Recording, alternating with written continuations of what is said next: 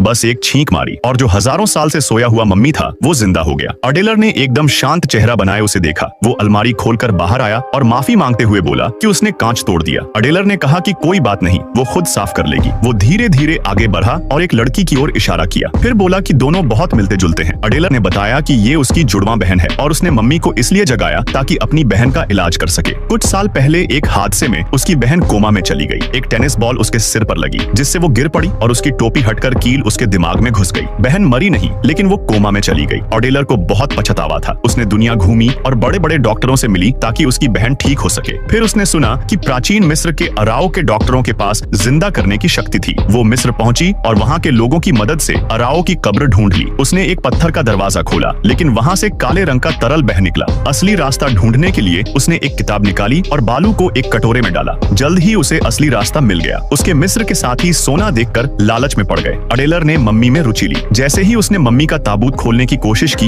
एक सैनिक ने उसे रोक दिया। सैनिक की गर्दन का हाड़ जिंदा हो गया और उसे गला घोंटकर मार डाला। उसके साथी को भी एक अजीब शक्ति ने मार दिया। ताबूत खोलते ही वो खुश होने ही वाली थी कि पीछे से एक और सेना आ गई। सेना ने उन्हें पकड़ लिया लेकिन अडेलर ने एक चाल चली। सिगरेट जलाने के बहाने उसने लाइटर जमीन पर फेंक दिया और खुद ताबूत के साथ भूमिगत नदी में कूद गई। अडेलर ने बड़ी मुश्किल से मम्मी को अपने शहर लाई। उसने मम्मी को जगाने की कोशिश की लेकिन मम्मी नहीं जगा। उसे लगा यह सब बकवास है। तभी मम्मी ने जोर से छींक मारी। मम्मी ने बड़े शिष्टाचार से धन्यवाद कहा। अडेलर ने उससे बहन को बचाने की विनती की। मम्मी ने कहा कि वो गलत इंसान को जगा चुकी है। मम्मी एक फिजिसिस्ट विज्ञानी था। मम्मी ने बोला, मैं कोई जादूगर नहीं हूँ मगर मैं तुम्हारी मदद कर सकता हूँ, मगर हमें कहीं जाना होगा।